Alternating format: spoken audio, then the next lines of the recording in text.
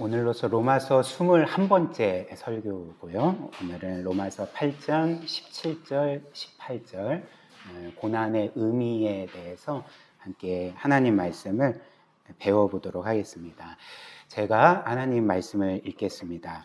17절 자녀이면 또한 상속자 곧 하나님의 상속자요 그리스도와 함께한 상속자니 우리가 그와 함께 영광을 받기 위하여 고난도 함께 받아야 할 것이니라.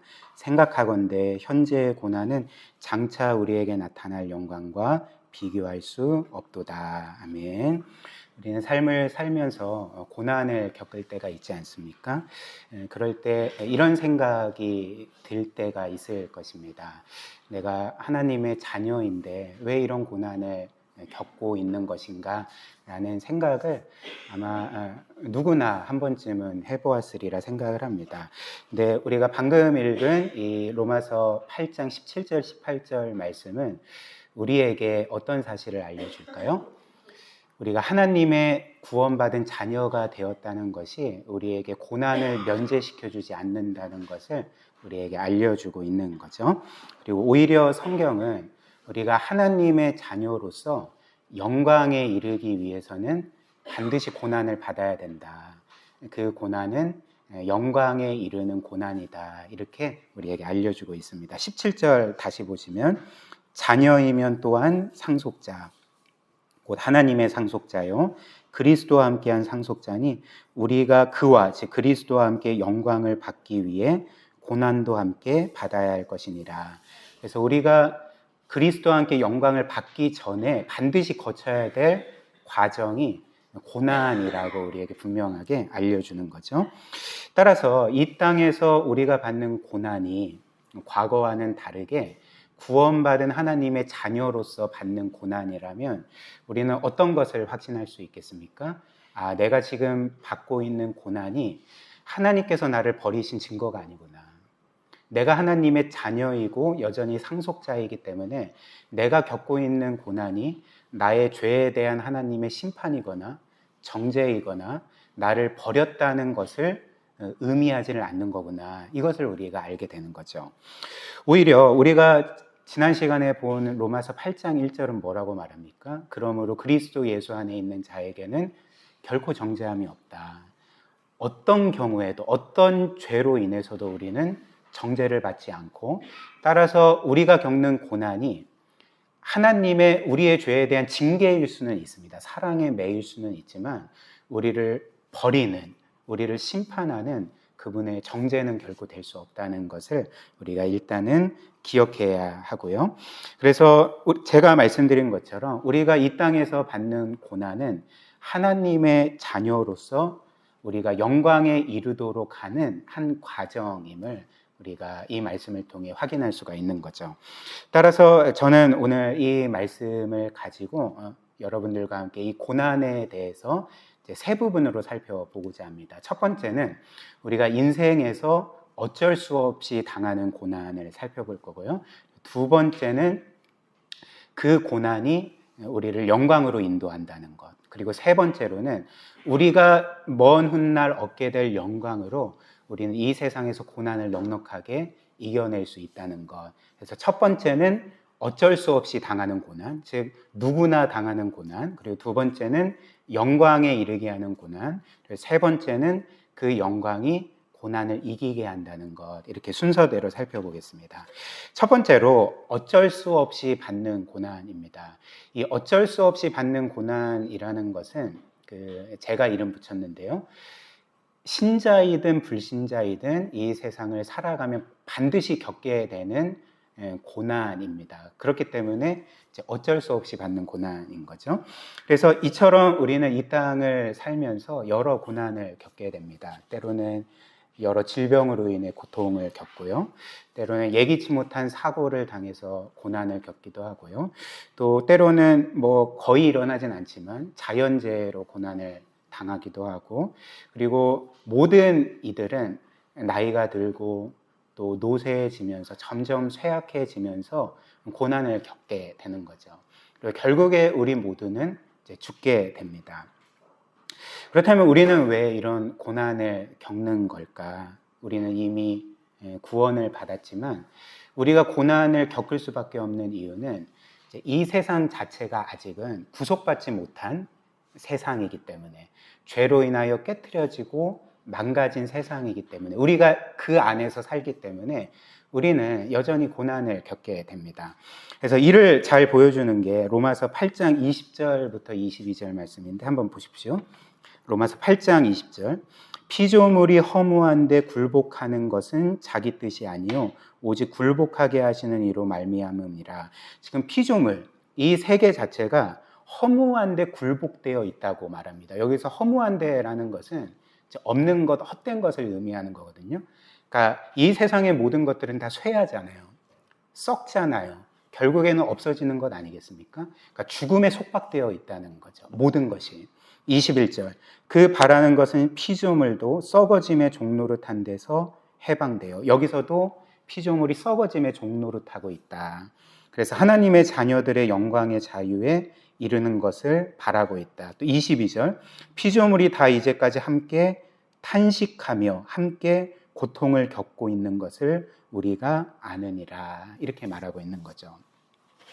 성경은 아담의 범죄 이후로 사람만 죄로 인하여 타락한 것이 아니라 사람이 하나님의 대리 통치자로 다스리던 이 피조 세계 자체가 사람처럼 죄의 저주 아래 떨어졌다, 이렇게 말합니다. 그래서 우리가 방금 본 것처럼 이 피조물 자체도 죄의 저주 아래 있기 때문에 썩어짐의 종노릇하고 있고 고통 가운데 탄식하고 있고, 우리가 이 세계를 바라보면서 단지 어떤 사람뿐만 아니라 이 세상에 살아있는 모든 것들이 고통을 당하고 있지 않습니까? 이 모든 것이 죄의 저주 아래 있기 때문에, 죄로 인해 깨트려진 세상이기 때문에 그렇다는 거죠.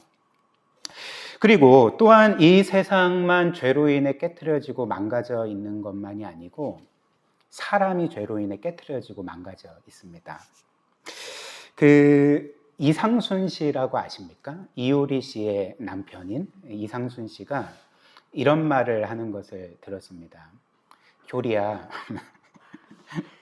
사람을 만나면 일단 인간은 다 이상하다고 생각해야 돼. 이런 말을 했더라고요. 그러니까 사람을 만나면 일단 전제로 깔고 가는 것이 모든 인간은 이상하다. 이걸 우리가 생각해야 된다. 그러니까 뭔 의미일까요? 모든 사람은 이상하리 많지 좋아. 이런 의미가 아니겠죠. 그렇죠? 진짜 이상하다는 거죠. 뭔가 깨트려져 있고 망가져 있다는 것을 말하는 것 아니겠습니까? 이처럼 모든 사람들은 죄로 인하여서 삶이 깨트려져 있고 망가져 있는 거죠. 그리고 성경에 따르면 이렇게 사람의 죄의 본성, 그 핵심은 뭔가 나쁜 짓 하고 나쁜 생각하고 나쁜 말 하는 것이 아니라 그 핵심에는 자기가 하나님이 되려고 하는, 자기가 하나님처럼 이 세상과 내가 살아가는 그 공간에서 중심이 되고자 하는 이기적인 자기중심성입니다. 그래서 이 세상 모든 사람은 우리를 포함해서 어느 곳에서든지 자기가 중심이 되려고 하고 가장 영광을 받기를 원하고 모든 것이 자기를 중심으로 돌아가도록 만들려고 하는 것이 죄의 본성이라는 거죠. 가정에서 이런 것들을 경험하지 않습니까? 또 직장에서 이런 것들을 경험하지 않습니까? 누구나 자기가 중심이 되려고 하고 자기주의의 모든 것들을 자기를 중심으로 돌아가게 만들려고 하는 것이 사람의 이 죄의 본성이라는 것입니다. 근데 사실 이렇게 모든 것을 자기를 중심으로 돌아가게 하는 것이 합법적인 분은 한 분밖에 없습니다. 하나님밖에 없습니다. 하나님만이 우주의 중심이시고 하나님만이 모든 것을 그분을 중심으로 돌게 하시는 분입니다. 이게 합법적인 거죠. 그러나 피조물인 사람이 이렇게 자신이 어떤 면에서 이 세상의 중심이 되려고 하고 그리고 자기가 살아가는 공간에서 중심이 되려고 하는 모든 것을 자기를 중심으로 돌게 하려고 하는 것은 불법인 거죠. 한번 생각을 해보십시오. 왕이 아닌 어떤 백성이 왕자에 앉아서 여봐라 하면서 사람들에게 명령을 내리고 모든 사람을 자기를 중심으로 돌게 하려고 하면 불법인 거죠. 악한 것입니다. 그러니까 이 세상에 오직 중심은 하나님뿐이고 하나님만이 모든 것을 자기를 중심으로 돌게 하는 합법적인 분이라는 것입니다. 그래서 이처럼 사람의 죄의 본성은 지극히 이기적인 자기중심성으로 드러나게 되고, 그래서 끊임없이 자기 주위의 사람들을 자신을 중심으로 돌게 만들고 자기의 유익을 위해서 이용하려고 하고 자기의 어떤 바라는 바를 위해 이바지하게 하도록 그렇게 만들려고 하는 것이 이 세상 모든 사람들의 죄의 본성이라는 거죠. 그런데 한번 생각을 해보십시오. 이렇게 모든 사람들이 각자가 자기가 중심이 되려고 하고 나머지 사람들을 자기를 중심으로 돌게 하려고 하면 어떻게 되겠습니까? 당연히 충돌이 일어나게 되는 거죠. 강강수월래를 하는데 모두가 자기가 그 원 안에 들어가려고 하면 어떻게 되겠습니까? 충돌이 일어나고 갈등이 일어나고 싸움이 일어나고 그 결과는 계속적으로 고통을 겪게 되는 거죠. 이는 하나님께서 창조하실 때에 의도하신 것이 아니었습니다. 제가 말씀드린 것처럼 하나님께서 이 세상을 창조하실 때는 하나님께서 우주 만물의 중심에 계시고 하나님이 창조하신 사람을 포함해서 모든 것들이 하나님을 중심으로 돌 때만이 참 생명과 질서와 평안 가운데 조화 가운데 살아갈 수 있도록 창조하셨던 것입니다. 마치 제가 몇 번 예를 든 것처럼 태양계의 태양이 중심이고 나머지 행성들과 모든 살아있는 것들이 태양을 중심으로 돌 때만이 생명을 얻고 또 질서와 조화 가운데 충돌 없이 존재할 수 있는 것처럼 하나님께서 이 세상을 그분이 중심이 되고 모든 것이 그분을 중심으로 돌도록 만드셨다는 거죠. 예를 들면 여러분들이 아시는 그 유명한 고백론이라는 책을 쓴 이제 초대교회 교부인 아우구스티누스, 성 어거스틴이라는 사람을 아실 것입니다. 그가 이제 이것을 두 도성의 개념으로 설명을 했습니다.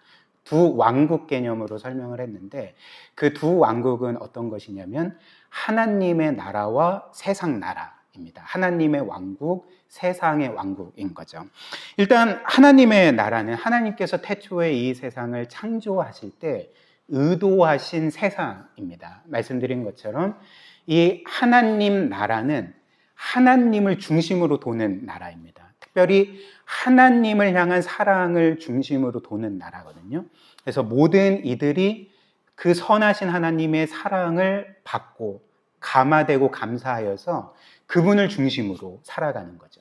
그래서 그분의 뜻을 받들어 그분이 우리에게 명하신 대로 서로 사랑하고 또 서로를 섬기고 하나님의 뜻대로 거룩하고 의롭게 살고 질서 있게 살아가도록 하심으로써 모든 것들이 평화와 조화를 이루도록 살아가게 하신 그 나라가 하나님께서 원래 의도하신 나라, 하나님 나라라는 거죠. 그리고 이처럼 하나님 나라에서는 모든 사람들이 하나님을 궁극적으로 사랑합니다. 사랑의 대상 자체가 하나님이고, 그래서 모든 사람들이 하나님을 사랑하고 하나님의 뜻대로 살아가니까, 하나님을 중심으로 살아가니까 충돌이 있겠습니까? 없겠습니까? 충돌이 있을 이유가 없는 거죠. 한번 생각을 해보십시오. 하나님이 우리에게 여러 계명을 주셨고 특별히 10계명을 우리가 금요일마다 살펴보죠. 10계명을 한번 생각을 해보십시오. 사실 이 세상 사람들은 10계명을 뭔가 무거운 굴레처럼 여기고 뭔가 나를 얽매는 것처럼 생각을 하지만 한번 생각을 해보십시오. 이 세상 모든 사람들이 10계명을 지키며 산다고 생각을 해보십시오. 서로를 사랑하고 끝없이 용서하고 살인하지 않고 간음하지 않고 도둑질하지 않고 거짓말로 남들을 속여서 착취하지 않고 탐내지 않으면 이 세상은 어떤 세상이 될까요? 천국입니다. 그곳이 바로 천국입니다.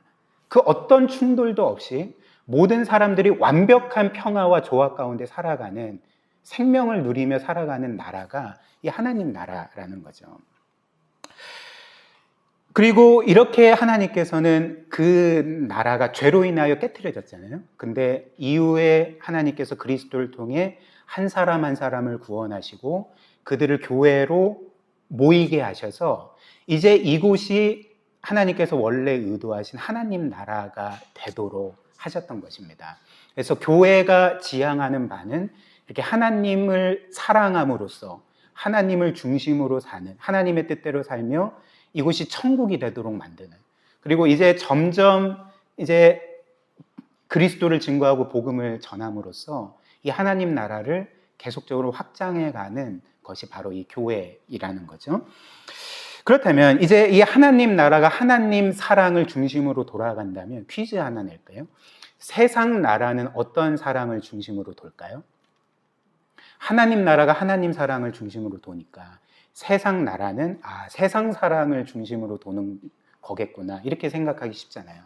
근데 세상 나라는 아우구스티누스에 따르면 세상 사랑을 중심으로 도는 나라가 아니라 자기 사랑을 중심으로 도는 나라입니다. 모든 사람들이 자기를 사랑하는 거죠. 그러니까 이타적으로 자기를 사랑하는 것이 아니라 이기적으로 자기를 사랑하는 나라가 이 세상 나라입니다. 그래서 제가 아까 말씀드린 것처럼 모든 이들이 자기를 이기적으로 사랑하고 자기의 이익을 위해서 남들을 자기를 중심으로 돌게 하고 남들을 자기의 유익을 위한 도구 정도로 여기고 이용하려고 하는 세상이라면 어떻게 되겠습니까? 계속적으로 충돌이 일어나고 싸움이 일어나고 사람들은 계속적으로 고통을 겪게 되는 거죠.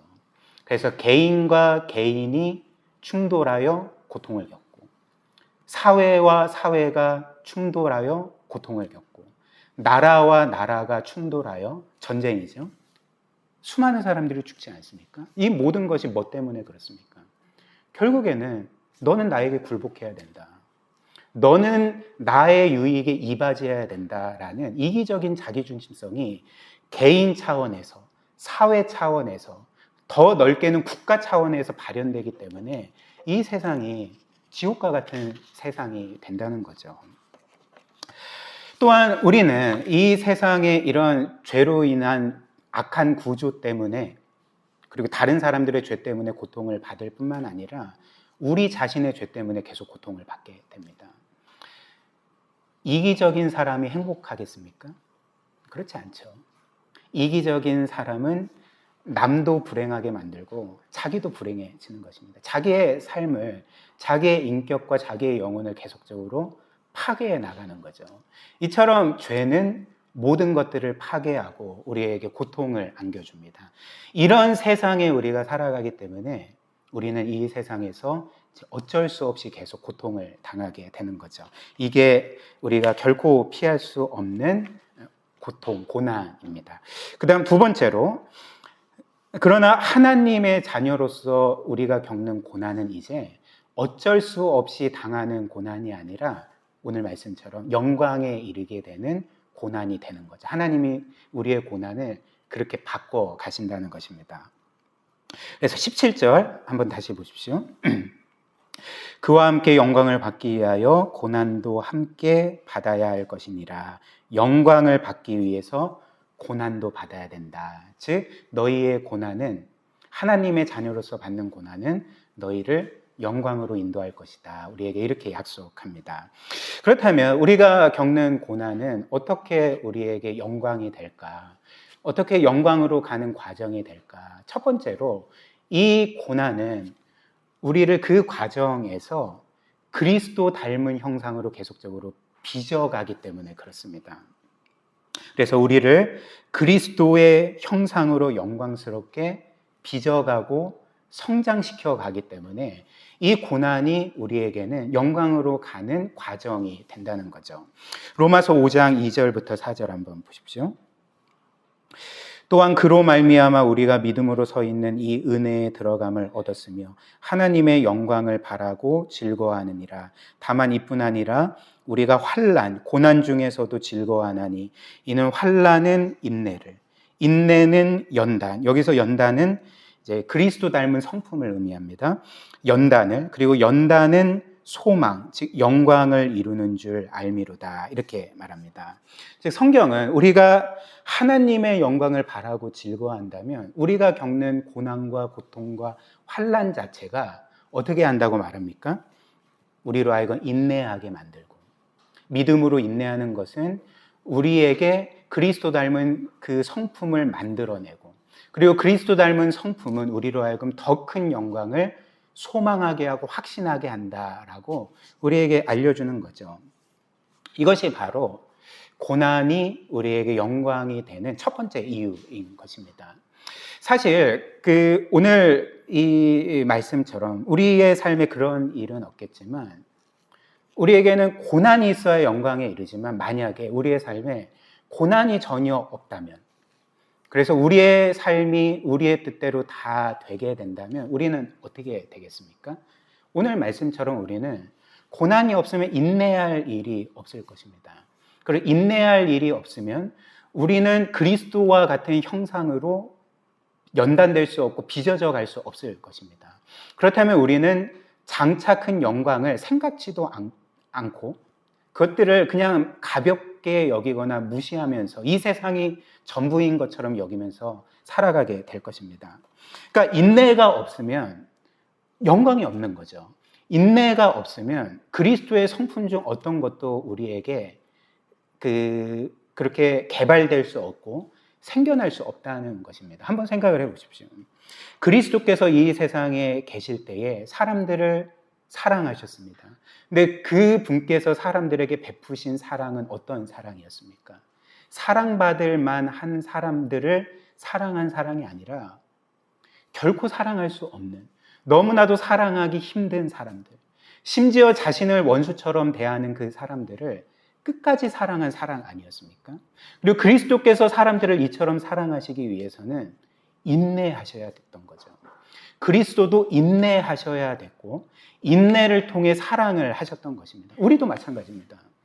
우리가 사랑할 수 없는 사랑을 어떻게 사랑합니까? 그게 저절로 됩니까? 믿음의 인내를 통해서만 우리가 사랑할 수 없는 사람을 사랑하게 되고 그것은 우리를 그리스도처럼 사랑의 사람으로 빚어가게 된다는 거죠. 그리스도의 용서도 마찬가지입니다. 그리스도께서 사람들을 용서하셨을 때 그분 앞에 나와서 무릎 꿇고 회개하는 사람들을 용서하신 용서였습니까? 그렇지 않습니다.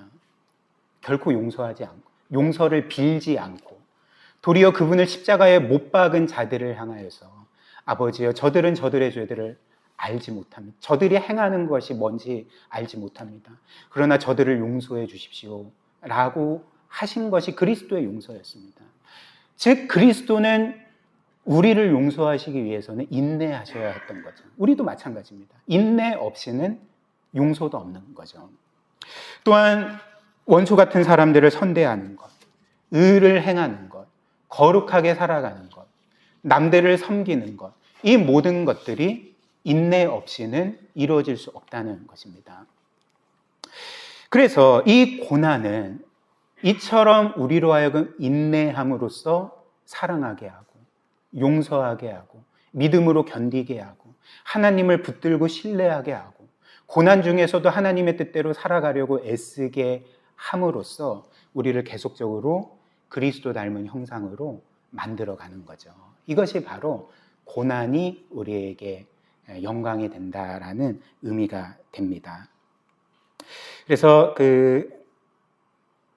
저와 친한 한 집사님께서 과거의 교제 가운데 저와 이제 교제하다가 대화를 하다가 이런 말씀 하시더라고요. 그분은 어떤 면에서는 사회적으로 꽤 성공한 분이기도 합니다. 좋은 대학 나와서 또 좋은 직업을 가지고 전문직에 종사하면서 어떤 면에서 남부럽지 않은 삶을 살아가던 분이셨습니다. 그런데 그분께도 큰 고난, 어떤 질병이라는 암투병을 하셨거든요. 어떤 큰 고난이 찾아왔는데 이제 이후에 그분이 저한테 그런 고백을 하더라고요. 목사님, 만약 저의 삶에 고난이 없고 내 인생이 내가 원하는 대로 다 되었다면 저는 지금 끔찍한 인간이 되었을 것입니다 라고 고백을 하는 것을 들었습니다. 그러니까 우리의 인생이 마찬가지죠. 우리에게 고난이 없다면, 우리의 삶이 우리의 뜻대로 다 된다면 우리는 끔찍한 인생이 될 것입니다. 근데 이 모든 것을 아시는 하나님께서 우리에게 적절히 고난을 주심으로써 그 고난으로 인내하게 하시고 믿음으로 살아가게 하시고 그래서 우리를 계속적으로 그리스도 닮은 형상으로 만들어 가시는 것이 하나님이 우리에게 베푸시는 사랑이라는 거죠. 그래서 성경은 다른 곳에서 이렇게 말합니다. 베드로전서 5장 10절. 모든 은혜의 하나님 곧 그리스도 안에서 너희를 부르사 자기의 영원한 영광에 들어가게 하신 이가 잠깐 고난을 당한 너희를 친히 온전하게 하셨다. 우리의 고난이 잠깐 당하는 고난이라고 합니다. 왜냐하면 우리는 영원히 살 거니까. 우리의 영원한 삶에 비해서 이 세상의 고난은 잠깐인 거죠. 근데 이 잠깐의 고난이 어떻게 합니까? 너희를 친히 온전하게 하시고 굳건하게 하시고 강하게 하시며 털을 견고하게 하시리라 이렇게 말하는 거죠. 고린도후서 4장 17절. 우리가 잠시 받는 환난에 경한 것이 지극히 크고 영원한 영광에 중한 것을 우리에게 이루게 함이니 이 말씀도 우리의 고난과 환난이 영원한 영광을 이룬다라고 말씀을 합니다. 그리고 하나님께서 우리를 고난을 통과하게 하실 때에 그 고난이 우리에게 영광이 되는 또 다른 이유가 있습니다.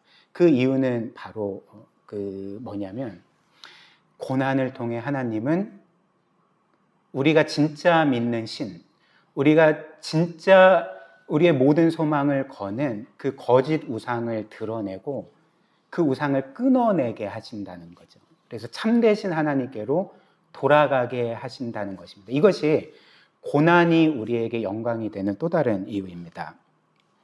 일단 우리가 우리의 삶에서 고난이 전혀 없고 앞서 말씀드린 것처럼 우리의 삶이 그냥 평탄해요. 우리가 원하는 대로 모든 일들이 다 잘 된다면 사실 우리는 신앙생활을 하더라도 내가 정말 하나님을 믿고 있는지 아니면 하나님을 믿는다고 하면서도 하나님이 아닌 다른 것을 하나님처럼 믿고 있는지 잘 확인할 수가 없습니다. 고난이 없으면. 그러나 그래서 예수님이 그런 비유하셨잖아요. 반석 위에 지은 집과 모래 위에 지은 집 아시죠? 그렇죠? 어떤 한 집이 반석 위에 지은 집인지 모래 위에 지은 집인지 굳건한 집인지 허술한 집인지를 어떻게 합니까? 폭풍이 불어봐야 되는 거죠. 고난이 찾아와 봐야지 우리의 믿음이 진짜 하나님을 향해 있는지 굳건한 반석이신 하나님을 향해 있는지 아니면 하나님을 믿는다고 하면서 하나님이 아닌 것을 내 삶의 근거로 삼고 있는지가 드러나게 된다는 것입니다. 그래서 고난이 우리의 삶에 찾아올 때 그리고 그 고난이 우리에게 단지 고통을 줄 뿐만 아니라 우리가 중요하게 여기고 소중히 여기는 어떤 것들을 빼앗아 갈 때 우리는 내가 정말 하나님을 믿고 있는지 아니면 하나님을 믿는다고 하면서 하나님이 아닌 것을 하나님으로 믿고 있는지가 이제 드러나게 된다는 거죠. 어떻게 드러나게 될까요? 일단 내가 정말 하나님을 믿는다면 고난이 찾아올 때 그래서 그 고난이 내가 소중하고 중요하게 여기는 어떤 것을 빼앗아 갈 때에 내가 정말 하나님께 모든 소망을 둔 사람이라면 그것 때문에 우리의 삶이 무너지진 않습니다. 물론 아프죠. 물론 고통스럽고 아픔이 있지만 그럼에도 불구하고 우리의 모든 소망이 하나님께 있다면 내가 소중히 여기는 어떤 것을 잃을지라도 아프기는 하지만 우리의 삶이 무너지지는 않는 거죠. 왜냐하면 여전히 우리의 모든 소망이신 하나님이 우리의 하나님이시기 때문에 하나님이 우리에게 주신 그리스도 안에서 우리에게 주신 모든 것들은 그 어떤 것도 빼앗아 갈 수 없기 때문에 도리어 우리는 그 고난을 넉넉하게 이겨낼 수가 있는 거죠. 그런데 하나님을 믿는다고 하지만 진짜 하나님이 아니라 하나님이 아닌 어떤 것을 하나님처럼 믿고 있다고 해봅시다. 그래서 고난이 찾아옵니다. 그래서 그가 자신의 모든 소망을 둔 어떤 것을 빼앗아 갑니다. 어떻게 되겠습니까? 자신이 소중히 여기는 그 어떤 것에 자신의 모든 소망, 모든 안전, 모든 행복, 인생의 모든 성패를 걸었기 때문에 그것이 고난을 통해 잃어버리게 되면 그것과 함께 자신의 삶이 무너지게 되는 거죠. 세상이 끝난 것과 같은 경험을 하게 되고 죽음과 같은 절망을 경험하게 된다는 것입니다. 그래서 제가 말씀드린 것처럼 이 세상 사람들, 우리도 마찬가지입니다. 이 세상 사람들은 만약에 이 세상이 전부요 끝이라고 생각을 하게 되면 반드시 이 세상의 어떤 것에 자신의 모든 소망을 걸게 되어 있습니다. 그것이 돈이든지 지위든지 권력이든지 혹은 어떤 성공이든지 아니면 사랑하는 사람이나 연인이나 가족이든지 어떤 것이든지 간에 이 세상이 나에게 전부요 끝이라고 생각하면 당연히 거기에 내 모든 인생과 소망을 걸게 되는 거죠. 그러나 오늘 이 말씀이 우리에게 알려주는 바가 무엇입니까? 그리고 성경 전체가 우리에게 지속적으로 선포해주고 알려주는 바가 깨달아라 라고 우리에게 촉구하는 바가 무엇입니까? 그러니까 이 모든 것들은 우리가 바라는 것처럼 우리를 영원히 사랑해 줄 수가 없다는 거죠. 영원토록 우리 곁에 있을 수가 없습니다. 언젠가는 우리를 버릴 것이고 우리를 떠날 것이고 우리가 그것들을 잃게 될 것입니다. 그래서 우리는 그 어떤 것에 우리의 모든 소망을 걸었기 때문에 저는 이것을 주식 투자에 비유하기를 좋아하는데요. 인생을 주식 투자라고 생각을 하면 그리고 이 세상이 나에게 끝이고 전부고 내 인생은 여기에 건다 라고 하면서 어떤 한 주식에 자신의 모든 재산을 걸게 되면 어떤 삶을 살게 됩니까? 끊임없이 거기에 매인 삶을 살게 됩니다. 내가 혹시는 손해를 보진 않을까? 잃어버릴까? 빼앗길까? 혹은 내가 원하는 수익을 내지는 못하게 될까 봐 계속적으로 두렵게 되고 초조하게 되고 근심하게 되는 거죠. 근데 고난이 오고 우리가 우리의 모든 소망을 걸었던 것들을 잃었다고 생각을 해봅시다. 빼앗겼다고 생각을 해봅시다. 아니면 이제 생애 막바지에 이르렀는데 내가 꿈꾸던 삶이 아니야. 어떻게 되겠습니까? 이제 절망밖에 없는 거죠. 내 인생은 실패했구나. 나는 끝이구나. 그러니까 모든 것이 무너지게 되고 죽음과 같은 절망을 계속적으로 경험하게 된다는 것입니다. 이것이 바로 세상 사람들의 삶 아니겠습니까? 그리고 성경은 이렇게 우리가 우리의 모든 소망과 안정과 행복을 거는 어떤 것을 가리켜서 신이라고 말하는 거죠. 거짓 신, 우상이라고 말하는 거죠. 그래서 이런 면에서 제가 시리를 불렀나요? 네. 그래서 사실 종교가 없는 무신론자라 할지라도 이 세상 모든 사람들에게는 신이 있습니다. 신을 믿고 있는 거죠. 자신의 모든 소망과 안정과 행복과 생명을 건 어떤 것이 그에게 신입니다. 그가 숭배하는 신이라는 거죠.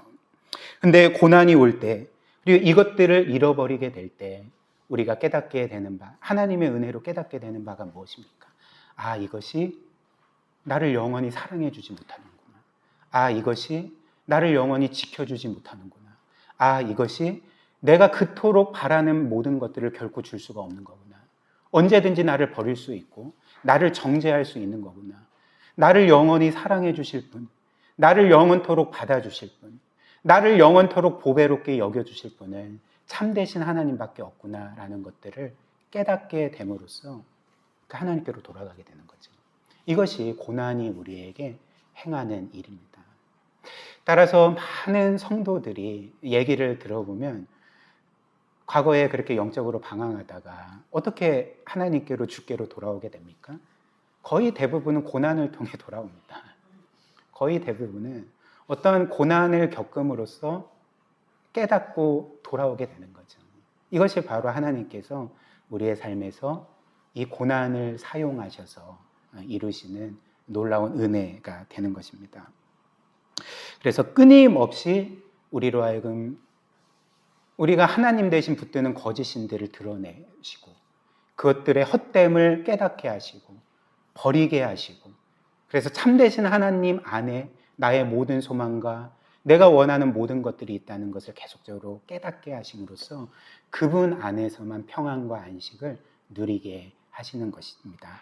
이것이 바로 이 고난이 우리에게 영광에 이르도록 하는 고난이라는 의미가 되는 거죠.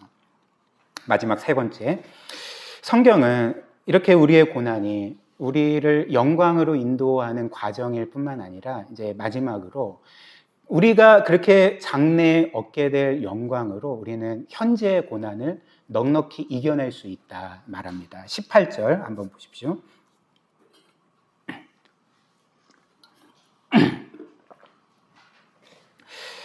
로마서 8장 18절 우리 함께 읽어볼까요? 시작. 생각하건대 현재의 고난은 장차 우리에게 나타날 영광과 비교할 수 없도다. 그래서 현재의 고난은 장차 우리에게 나타날, 우리가 영원토록 소유할 영광과 비교할 수 없다. 이렇게 말합니다.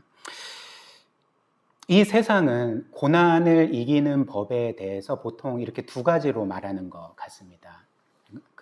어떻게 말하냐면, 첫 번째로는 너가 고난을 당하고 있니?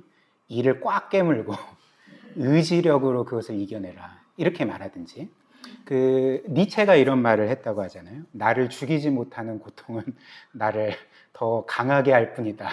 그래서 어떤 면에서는 그의 교만을 부추기는 방식으로 고난과 맞서 싸우고 이겨야 된다. 너의 의지력으로 고난과 싸워서 이겨야 된다. 이제 보통 이렇게 말합니다. 근데 한번 생각을 해보십시오.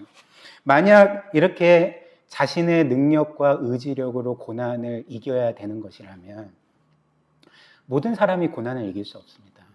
이 세상에 강한 사람, 뭔가 의지력으로 강한 사람, 능력이 있는 사람만이 고난을 이길 수 있고 약한 사람은 고난을 이길 수가 없는 거죠. 그렇다면 어떻게 될까요? 강한 사람은 약한 사람을 깔보게 되겠죠.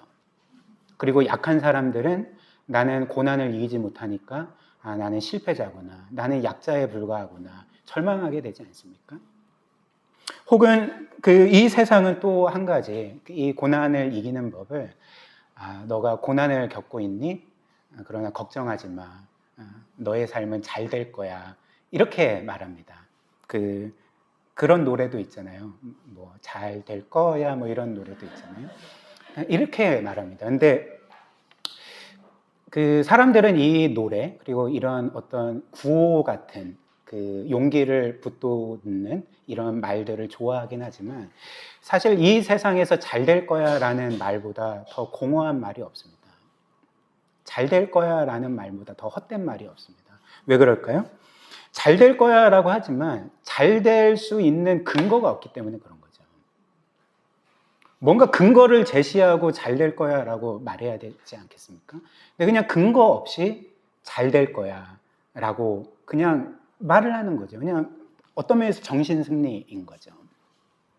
그래서 잘 될 거야 라고 말할 수 있기 위해서는 두 가지가 필요합니다. 첫 번째로 잘 될 거야 하는 말하는 그 사람이 미래를 볼 수 있는 전지한 사람이거나 아니면 그렇게 잘 될 거야 라고 말을 건네는 사람이 미래의 모든 일들을 자기의 뜻대로 좌지우지할 수 있는 전능한 사람이거나 전지하거나 전능하거나 이게 아니면 잘 될 거야 라고 말할 수가 없는 거죠.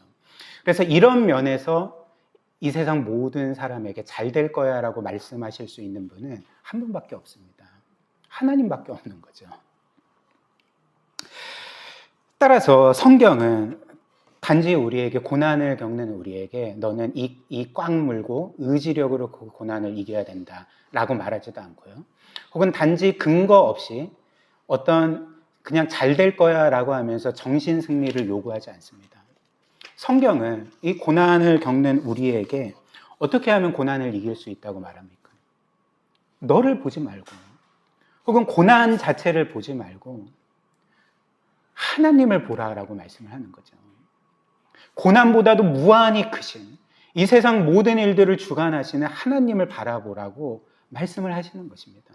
그래서 그 창조주 그리고 우리의 구속주일 뿐만 아니라 이 세상 모든 것들을 그분의 손 안에 두셔서 주관하시는 그분을 바라볼 때에 그분 안에서 그렇게 안식하고 그분을 신뢰하고 의지할 때 이 모든 고난들을 넉넉하게 이겨낼 수 있다라고 말하고 있는 것입니다.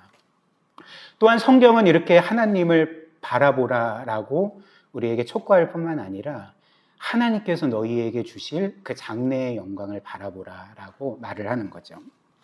18절 다시 제가 읽겠습니다. 생각하건대 현재의 고난은 장차 우리에게 나타날 영광과 비교할 수 없도다.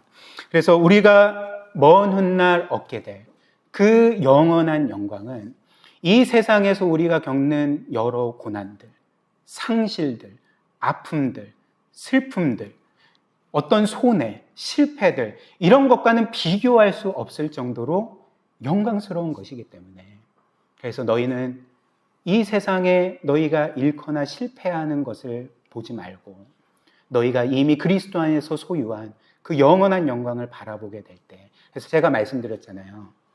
그 믿음은 그 양팔 저울에 무게를 재보는 거라고 제가 말씀드렸잖아요.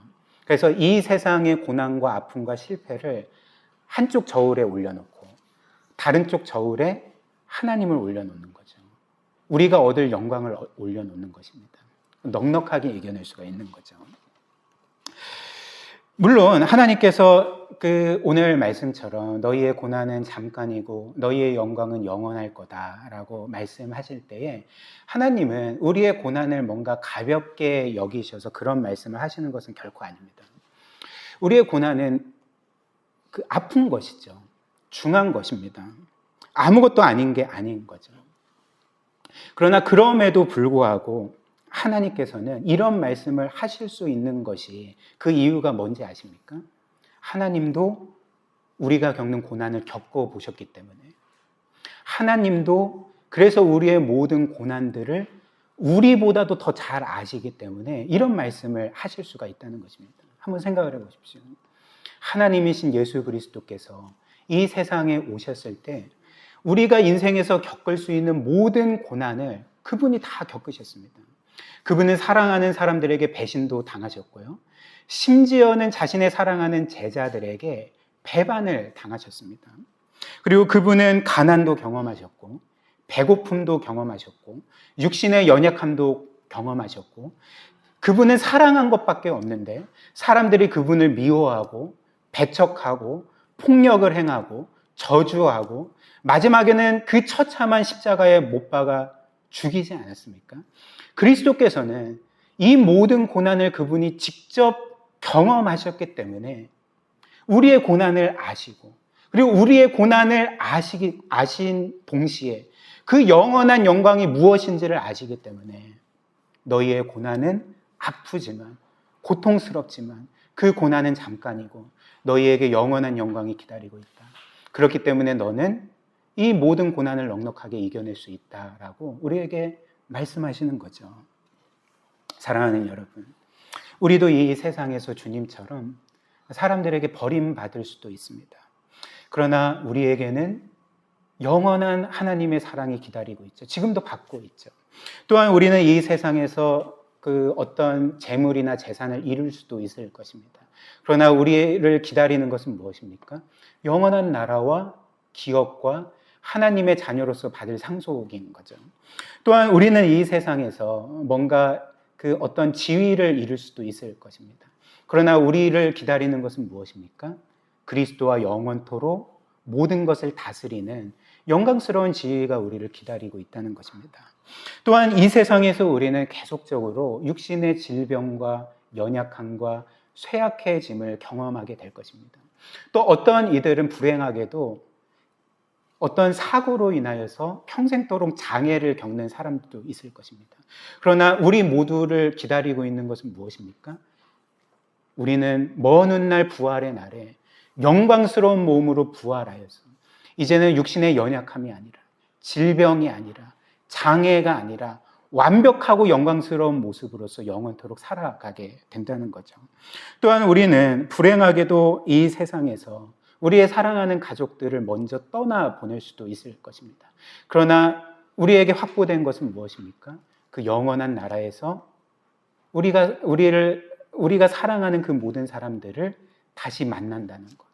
그들과 영원토록 살아간다는 것이 우리에게 보장되어 있는 거죠. 이처럼 우리가 이 세상에서 소망하는 모든 것과 바라고 꿈꾸는 모든 것들이 이 세상에 있는 것이 아니라 하나님 안에 있고 그리스도 안에 있고 복음 안에 있는 거죠. 그렇다면 우리가 이 세상이 나에게 전부라고 생각할 이유가 뭐가 있겠습니까? 우리의 전부는 이 세상이 아니라 이미 그리스도 안에서 우리에게 값없이 주신 모든 것이라는 것을 우리가 기억할 때 이 땅에서 겪는 고난들을 넉넉하게 이겨낼 수가 있는 거죠. 예를 들면 이렇게 장차 얻게 될 영광으로 고난을 이겨낼 가장 뚜렷한 예가 아마도 초대교회 성도들의 삶일 것입니다. 여러분들이 아시다시피 초대교회 성도들은 로마 제국 치하에서 어떤 면에서 핍박을 받고 정말 많은 고난을 겪은 성도들 아니었습니까? 근데 로마 제국 시대에 이제 수세기 동안에 몇 차례 큰 전염병이 돈 적이 있었습니다. 우리도 몇 년 전에 이제 코로나로 인해서 많은 이들이 또 고통을 받고 목숨을 잃지 않았습니까? 근데 과거에 전염병이 돌면 이제 끝나는 겁니다. 거의 인구의 절반이나 심하면 그 이상 그냥 죽어나가게 되는 거죠. 근데 로마 제국 치하에서도 몇 차례 큰 전염병이 돌았고 이제 그 때문에 수많은 사람들이 죽었습니다. 그리고 그렇게 전염병이 돌 때 사람들은 어떻게 해야 할까요? 이제 살아야 되니까 그 도시를 속히 빠져나와야 되는 거죠. 그래서 자신의 사랑하는 가족들과 사람들을 버려둔 채 사람들은 그 도시를 탈출하기에 바빴습니다. 그러나 그럼에도 불구하고 역사의 기록에 따르면 그 도시에서 나오지 아니하고 도리어 그 도시의 끝까지 남아서 그 전염병으로 인하여 죽어가던 사람들을 간호하고 또 함께 있어준 사람들이 있었습니다. 그러니까 그리스도인들이었던 거죠. 그래서 그들의 헌신적인 그 돌봄을 통해서 많은 사람들이 병에서 회복되어서 나았지만 불행하게도 그들을 돌본 그리스도인들은 정작 그 병에 전염되어서 이제 죽어갔다는 역사의 기록이 있는 거죠. 그렇다면 이들은 어떻게 모든 이들이 도시를 버리고 자신의 사랑하는 가족들을 버리고 도시에서 빠져나오게 될 때 끝까지 그곳에 남아서 사람들을 돌볼 수가 있었을까? 무엇 때문이겠습니까? 그들에게도 생명이 소중한 것인데 무엇 때문에 그럴 수가 있었을까요? 내가 지금 이들을 돌보면서 그리스도의 사랑을 실천하면서 죽을지라도 죽음 너머에 곧바로 나는 영원한 나라에 들어갈 것을 확신하기에 나에게 이미 영원한 생명이 주어졌음을 확신했기에 그들은 이런 놀라운 일들을 행할 수가 있었던 것입니다. 또한 과거 로마 제국 치하에서 말씀드린 것처럼 교회와 많은 성도들이 수차례 조직적인 박해를 경험하게 됩니다. 그래서 그 기간 동안 수많은 성도들이 그 로마의 콜로세움이라는 원형 경기장에 던져져서 그 맹수들의 먹이로 희생당하거나 아니면 큰 대로에 그 일렬로 십자가에 못 박혀 순교당하게 되는 그런 끔찍한 일들을 겪게 되었던 거죠. 근데 역사의 기록에 따르면 그 그리스도인들은 그렇게 맹수에 찢겨 죽임당하는 그 순간에도 십자가에 못 박혀 죽임당하는 그 순간에도 도리어 자신들을 그렇게 못 박은 죽이는 사람들을 향해서 축복하고 그들을 용서해달라고 기도하고 그리고 하나님을 찬양하면서 죽어갔다고 합니다. 어떻게 이런 일들이 가능할까요? 이 땅에서의 고난은 잠깐이지만 나에게 영원한 영광이 기다리고 있다는 것을 굳게 믿었기 때문에 그들은 이런 놀라운 일들을 행할 수가 있었던 것입니다. 이것이 바로 우리가 그리스도 안에서 이미 소유한 영광으로 고난을 이길 수 있는 방법인 거죠. 마지막으로 그러나 우리가 한 가지 기억해야 될 것이 있습니다.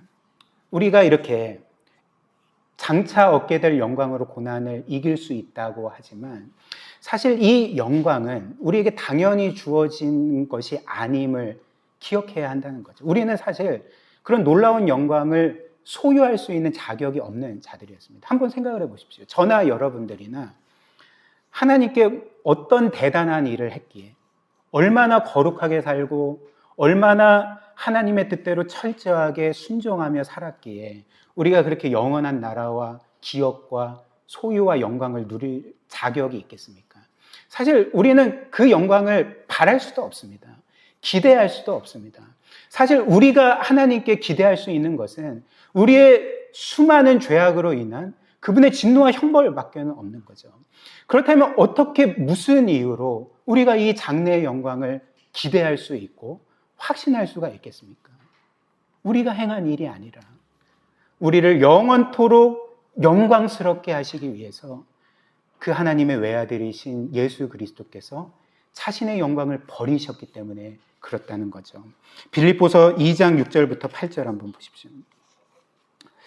그는, 즉 예수 그리스도는 근본 하나님의 본체시나, 그리스도께서 하나님의 본체시라는 것은 성부 하나님과 동일한 무한하고 영원하신 하나님이시라는 것입니다. 이처럼 성자께서 근본 하나님의 본체시나 하나님과 동등됨을 취할 것으로 여기지 아니하시고, 말이 어려운데 이 말은 하나님이신 성자께서 하나님으로서 마땅히 받으셔야 될 영광을 잠시 내려놓으셨다는 거죠. 거부하셨다는 거죠. 그래서 7절, 오히려 자기를 비워 종의 형체를 가지사 사람들과 같이 되셨고 사람의 모양으로 나타나사 자기를 낮추시고 죽기까지 복종하셨으니 곧 십자가에서 죽으심이라. 그리스도께서 행하신 일이 무엇입니까? 원래 종이 되어야 될 사람들은 주님이 아니라 우리였습니다. 아니, 종 정도가 아니라 우리는 영원토록 정죄받아야 될 하나님의 원수였고 죄인들이었습니다. 그렇기 때문에 우리가 마땅히 받아야 될 것은 영원한 영광이 아니라 영원한 수치였습니다. 저주였습니다.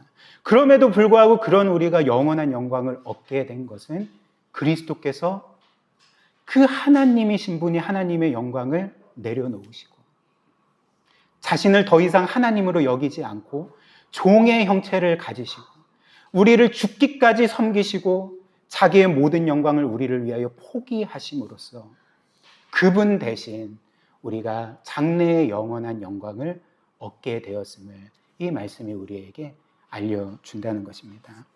사랑하는 여러분, 이것을 기억할 때 우리에게 최고의 영광이 무엇이겠습니까? 우리의 최고의 영광은 이미 우리가 얻은 영원한 나라나 기업이나 그런 지위나 이런 것이 아닙니다. 우리의 최고의 영광은 그 무한한 영광의 하나님이신 예수께서 우리를 위해 영광을 버리셨다는 것, 그만큼 우리를 사랑하신다는 것, 그만큼 우리를 위해 헌신하신다는 것, 그만큼 우리를 가장 보배롭고 존귀한 자녀들로 여기신다는 것에 우리의 진정한 영광이 있지 않습니까?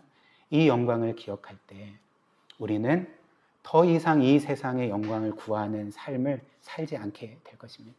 이런 놀라운 영광을 우리가 기억할 때 이 세상의 모든 영광은 사도 바울이 말한 것처럼 나에게 이 모든 것들은 배설물에 불과하다라는 고백을 우리도 할 수 있을 것입니다. 그리고 이제는 그렇기 때문에 우리는 우리의 영광이 아니라 우리를 위해 영광을 버리신 그 하나님과 예수 그리스도를 위해 살게 될 것입니다.